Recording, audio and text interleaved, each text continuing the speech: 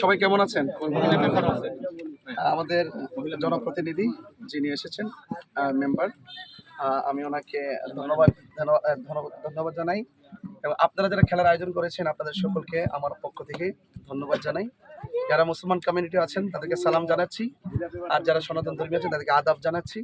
আপনারা জানেন যে আমি আসন্ন ত্রয়োদশ জাতীয় সংসদ নির্বাচনে মোমবাতি প্রতীকে নির্বাচন করছি।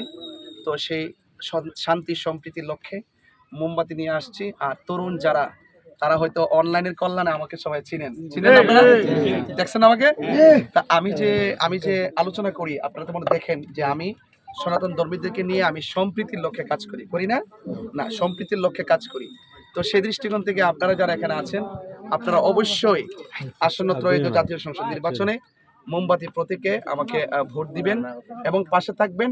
আমি যেন আপনাদের হয়ে আপনাদের পাশে থেকে সুখে দুঃখে নিরাপত্তা নিশ্চিত করে আপনাদের যাবতীয় যে চাহিদাগুলো আছে সব চাহিদাগুলো পূরণ করে, যে সমস্যাগুলো আছে সেই সমস্যাগুলো সমাধান করে যেন আমি চা শ্রমিকদের কণ্ঠ হয়ে কথা বলি।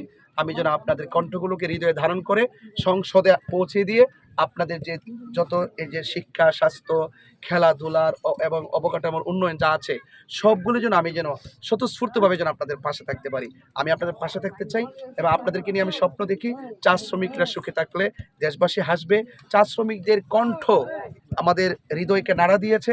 আশা করি আপনাদের যাবতীয় সমস্যাগুলো আমরা ইনশাল্লাহ যদি অপার কৃপায় দয়া হয় আমি সমাধান করি। তবে একটি কথা বলে দিয়ে যায়, খেলাধুলা খুবই গুরুত্বপূর্ণ, খেলাধুলা খুবই উপকার। আপনারা খেলাধুলা করবেন, খেলাধুলা করলে শরীর যেমন টেকসই থাকে মেধাও ভালো থাকে।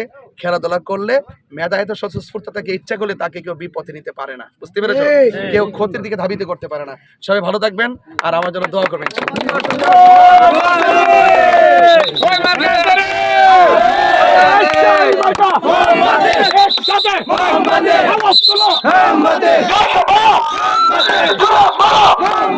সংসদ